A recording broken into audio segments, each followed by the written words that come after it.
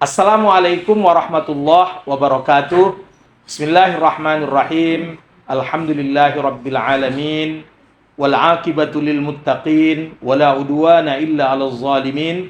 Asyhadu an la ilaha illallah wahdahu la syarikalah wa asyhadu anna Muhammadan 'abduhu wa rasuluh man la nabiyya ba'dah. Allahumma fashalli wa sallim wa barik ala sayyidina Muhammad wa ala alihi wa sahbihi ajma'in, amma ba'du. Kaum muslimin dan muslimat yang dirahmati oleh Allah. Ketika seorang melaksanakan ibadah haji, maka di sana ada yang dinamakan dengan rukun haji dan wajib haji.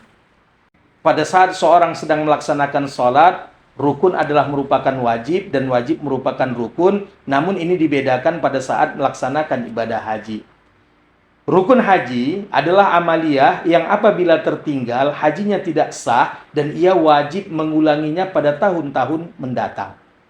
Sedangkan wajib haji, apabila tertinggal, maka hajinya tetap sah dengan syarat ia membayar dam, 1 ekor kambing, atau berpuasa 3 hari di tanah suci dan 7 hari pada saat ia telah kembali ke negaranya.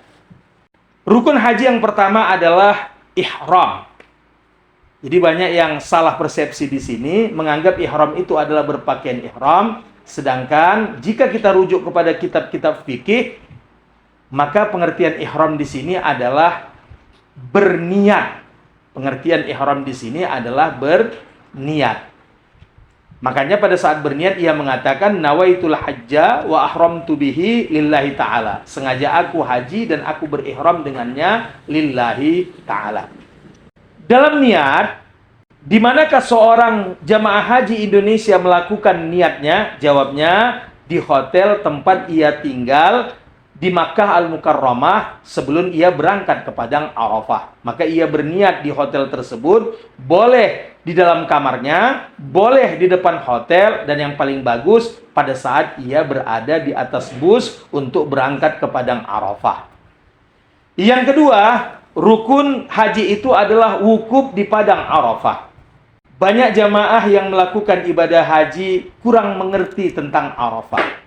Padahal puncak haji itu adalah Al-Hajju Arafah. Haji itu adalah Padang Arafah. Banyak jamaah di Arafah seolah-olah ia hanya bermain-main, ia hanya berkemah, ia cuman bercengkrama, sendagurau dengan teman-temannya. Ketika jamaah haji berada di malam Arafah, hendaklah ia giat membaca Al-Quran, beristighfar, mengenalkan dosa-dosanya kepada Allah. Karena kata Nabi Muhammad SAW, man arafa nafsahu laqad arafa rabbahu. Siapa yang mengenali dirinya, maka sesungguhnya ia telah mengenali Tuhannya.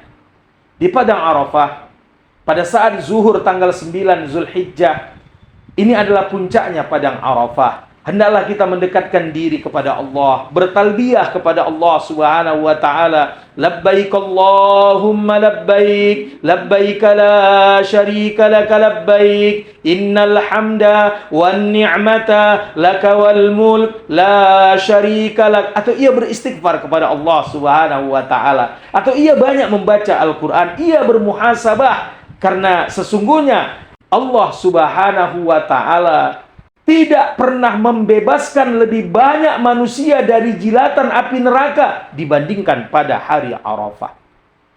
Pada saat manusia sedang menangis di Padang Arafah, di dalam hadis kursi, Allah Subhanahu wa taala berfirman, "Ta'alu ya malaikati, unzuru ila ibadi, ja'uni sya'san ghabara, usyahidukum ya malaikati, fa inni qad ghafartu lahum." Kemari kalian semua wahai para malaikatku, lihatlah kepada hambaku, mereka datang dalam keadaan lelah dan berdebu. Kalian yang menjadi saksinya wahai para malaikatku, sesungguhnya aku akan mengampunkan dosa-dosa mereka semuanya. Ini yang harus kita ingat pada saat kita berada di Padang Arafah. Wukuf di Padang Arafah merupakan puncaknya haji dan merupakan rukun terbesar dari pelaksanaan ibadah haji. Al-Hajju Arafah. Haji itu adalah Arafah. Rukun yang ketiga adalah menggunting rambut. Artinya menggunting rambut di sini tujuannya adalah bertahallul.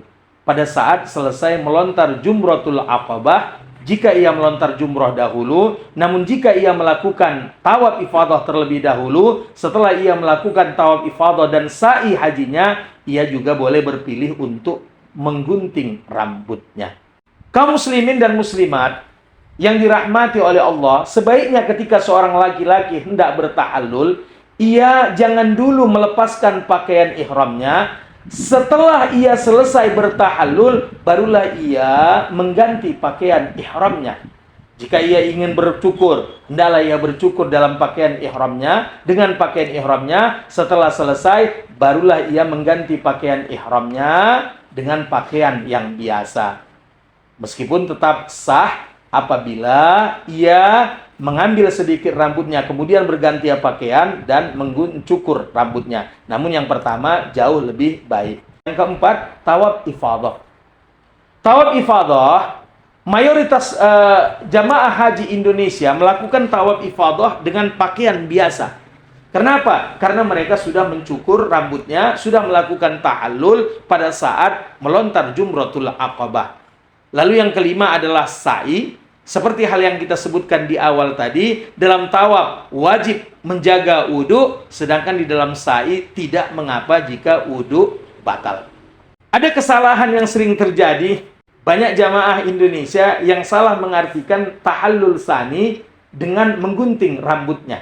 Padahal tahallul sani itu adalah halalnya kembali hubungan suami istri setelah jamaah haji melakukan mayoritas dari rukun dan wajib hajinya. Artinya, terutama ia sudah selesai melakukan tawaf ifadah dan sa'i, berarti ia sudah halal kembali terhadap istrinya. Nah, banyak jamaah haji kita yang pada saat selesai melakukan sa'i, ia memberikan rambutnya untuk digunting, padahal itu tidak ada sama sekali. Ya, yang terakhir, rukun haji itu adalah tartib. Jadi semoga hal ini berguna bagi diri kita semua. Wallahul muwaffiq ila aqwamit thoriq. Assalamualaikum warahmatullahi wabarakatuh.